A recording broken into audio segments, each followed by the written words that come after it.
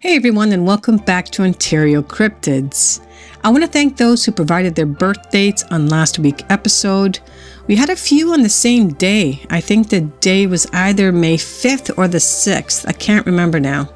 I also found out Bender's birthday is on July 9th, which is one day prior to my son's birthday. Very cool. Also, I want to thank all of you for participating in the latest poll. My first stream will be taking place on a Friday starting at 9 p.m. Eastern Standard Time. I have a few things to iron out regarding the execution of the stream itself, and then I will announce a date.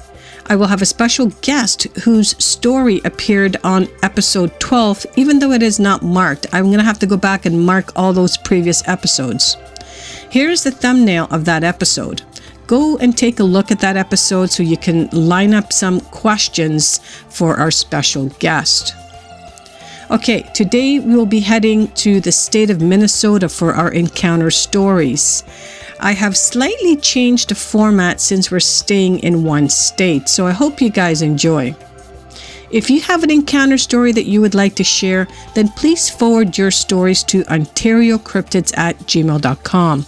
I would be honored to share your story with like-minded people. Okay, I think you know the drill. Go grab yourself a beverage and get cozy in your favorite spot and sit back and relax.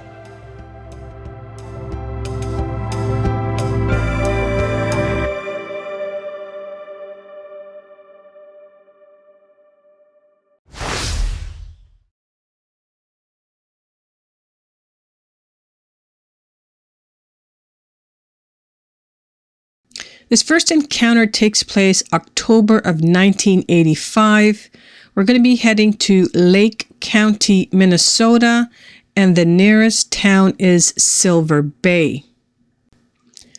While hunting ruffed grouse with a friend near Bean and Bear Lake outside the small town of Silver Bay, we heard and then saw a large unidentified creature. We were near an area where there were a lot of berries and were making sure that we didn't stumble upon a bear, which we had done many times. And let me tell you, this was no bear. We heard a howling that made the hair on the back of our neck stand up, literally. We both hit the deck and reloaded our 12-gauge shotgun with slugs. Not a word was exchanged. We were both rather scared. It was nearing nightfall, and we had a long way to go to get back to the car. This is a very rugged and remote area. The howling was intermittent, but we could hear the animal moving. It was a couple of 100 yards away. Unfortunately for us, it was directly in our path. This is a swampy lake-filled area with heavy growth. I've traveled all over the world, and this is some of the toughest undergrowth that I've ever seen. We cautiously moved towards the trail and the animal, and moved as quietly as we could. We were both experienced woodsmen, and we knew this was no timber wolf, moose, bear, or cat. We dropped the 3 grouse we had shot as precaution and continued along the trail. Off to our right, we heard movement. I remember being terrified. It was clear that it was a large creature, but it moved very fast. Faster than any bull moose I have ever encountered. It followed us on our right flank for a few 100 yards. It was now approaching dark. We had lights with us as well as first aid kits. I turned to my friend and pointed. At that moment, we could see a complete outline of this creature. The reason it was visible was that we were in the growth, and it was following, but there was a clearing behind it, an old logging camp area, and the light was still bright behind it. We both hit the deck again. I find it funny that the thought of shooting it didn't even cross our minds. We were scared. I had worked as a wilderness guide, and this was nothing that I've ever seen before. It walked on 2 feet and stood at least 7 feet tall. There was no way to really tell the color due to the lighting and our perspective, but it was a dark color. We continued on our way, all the while listening to this thing in the brush following us. It was amazingly stealthy. Like I said, We were very experienced woodmen for our age. We didn't do drugs or drink like other kids our age. We went hunting and fishing. It finally stopped following us as we crossed the ridge towards a more traveled trail. We both remember the day like it was yesterday. We recently spoke of it. We have both since relocated to the West Coast, me to San Francisco and my friend to Seattle. I was not much into this sort of thing until I saw it. I am still not a Bigfoot kook or anything. Not prone to falling for fairy tales, but the area in northern Minnesota where this happened is very remote. There could be hundreds of them, and we humans would never know.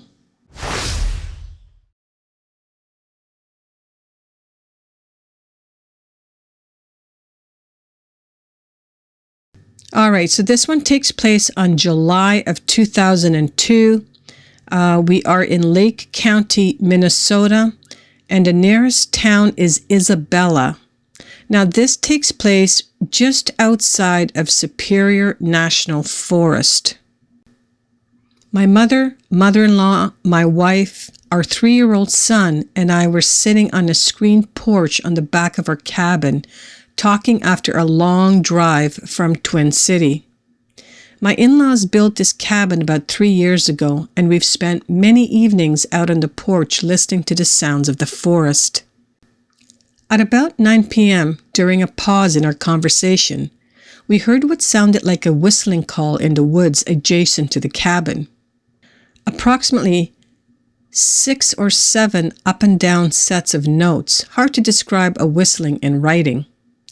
My mother-in-law, a devout Bigfoot skeptic, was the first to comment that it was a sound that she has never heard before and one that did not sound like a bird. She is usually quite observant of the local wildlife and kept several books around the cabin to help identify new birds, etc. Her exact words were that it sounded more like a person than a bird. We sat quietly for a moment and heard it again. It sounded fairly close, but exactly how close would be impossible to say. It didn't sound as far away as the road, which is approximately 150 feet, or the neighbor's cabin, which is approximately 250 feet away. After the second call, we were commenting on how unusual it was and not at all bird-like when I heard a return call in the distance. After the second call, we were commenting on how unusual it was and not at all bird-like. When I heard a return call in the distance, the return call was identical to the closer version, but was perhaps a bit shorter, maybe only 4 up and down sets of notes. After discussing it later, I found out my wife also heard the return call. After a short while, we heard the whistle for a third and final time, with no return call I could identify. None of us have ever heard the whistle call before, nor did we hear it again the following 2 nights we were at the cabin. We speculated that the whistling could have been the neighbor calling his dog in, but we later found out that he was not home that weekend. The following night was unusually quiet. We didn't hear any noise whatsoever, even from the wetlands to our east. Usually we can hear ducks, loons, frogs, and crickets. We all commented on the unusual quietness of that evening. Also, our dogs were unusually reluctant to go on walks, especially the older one who had to be dragged off the porch and who continuously pulled back in the direction of the cabin. The area is quite rocky, gravelly soil, heavily wooded with dense undergrowth, hilly but not mountainous.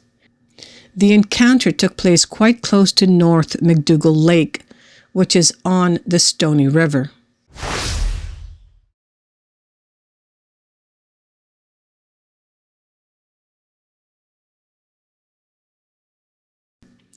This one takes place on January the 29th of 2011. We are in Cook County, Minnesota, and the nearest city is Grand Marais. Now, I hope I pronounced that correctly, and I'm sure you guys are going to let me know if I have not. My sighting occurred in Minnesota. The nearest city to the sighting is Grand Marais, Minnesota. The sighting was in the Superior National Forest on January 29, 2011, around 3:30 in the afternoon. The area has many lakes, and this sighting was near a tributary to one of the lakes. The nearest road to this area is Gunflint Trail. What my sister and I saw that day was incredible. We were snowmobiling in the backcountry of northern Minnesota when my family and I were approaching a downhill section of the trail that we were on. There was a clearing on the hillside above us where there was a break in the trees. As I began my descent on the trail, I happened to look up and spotted something in the clearing about 200 yards above me. My sister and I were at the back of our group, so we both slowed to a stop to see what caught my attention. When we looked at what I saw, we observed a tall man-like creature watching us. It stood there for about a minute and then reached up, grabbed a branch, and walked off into the trees. The creature we saw was maybe 7 feet tall and was dark brown in color with darker areas around the face and chest area. It had long arms and a very human-like appearance with a high forehead area. We grew up in this area and know the local wildlife extremely well. This is not a bear or moose. We have never seen anything like this before. My family has been somewhat skeptical about the sightings of these beings, so when we saw it, it really frightened us. Sorry, I was unable to take any photos because I was on a snowmobile and it is rather hard to carry a camera and drive at the same time. We circled around and could see large barefoot tracks in the snow. The snow is so deep in Minnesota this year, so it was hard to get close enough to get any pictures of the tracks, but you could definitely tell that a two-legged creature passed through the area where we saw it. I wish I had more evidence, but unfortunately I have never dreamed that I was going to ever see something like this, so it really stunned us. My sister doesn't want to go there again, but I would really like to go back in the summer to see if there's anything to be found. This definitely made me a believer in Sasquatch. We did not report it to any authorities for fear of being ridiculed. My sister and I wish to remain anonymous for this same reason, but we would like the rest of our story to be shared so that others will know that they are not crazy if they see one of these creatures.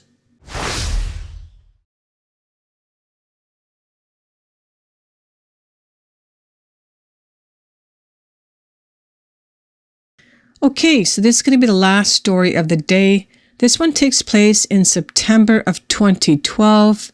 We are back at Lake County, Minnesota, and the nearest town is Isabella. My son and I were hauling our gear down to the canoe after spending the night camping.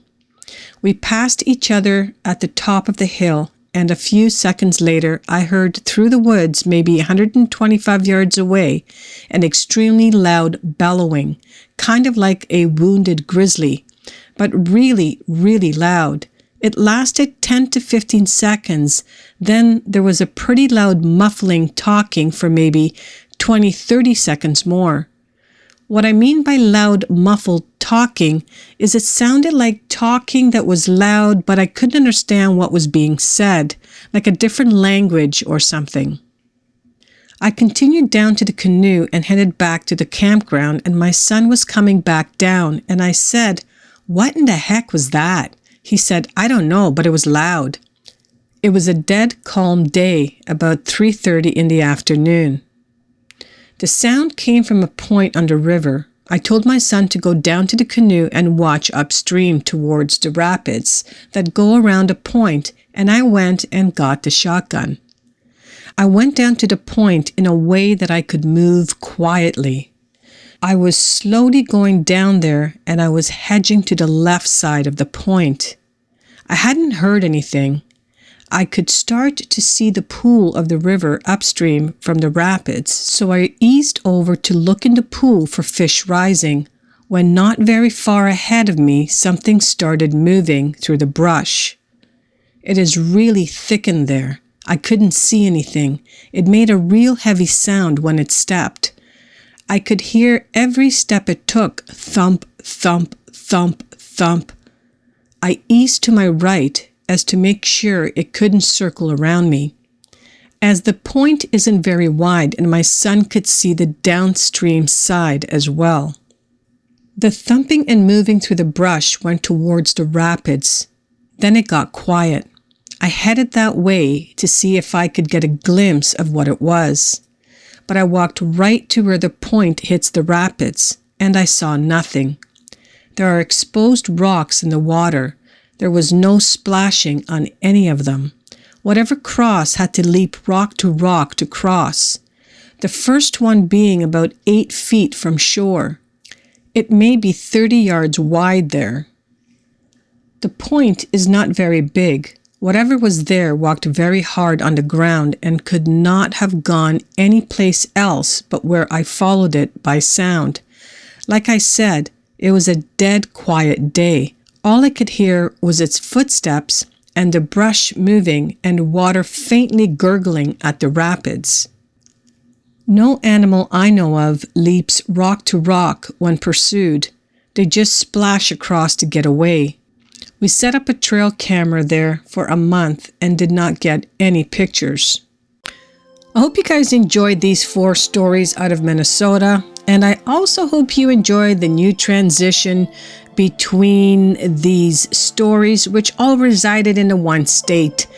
We had a bit of everything. We had visual sightings. I think 2 were visual sightings, 2 were vocalizations, and the one vocalization had samurai chattering, which was very interesting. Very awesome. I did quite enjoy that one narrator's comment that if one of these things can exist, then really, how many of them are there out there? Probably a lot more than we think. Okay, so that's going to wrap it up. I hope you guys have a fabulous weekend. I have a lot of chores to do around the house. I will be coming up with a date shortly with respects to the live stream, so stay tuned for that. But for now, if you guys have a story that you would like to share, then please forward your stories to OntarioCryptids@gmail.com. I would be way more than honored to share your story on this channel. And guys, thank you again for listening until the end. I truly appreciate it. Please hit that like button on your way out and smash that subscribe button if you're new to my channel. Also, hit that notification bell so you can stay up to date with my latest uploads. Okay guys, that's going to be it. Have a fantastic weekend like I already said. I hope to see you all next week right here on Ontario Cryptids.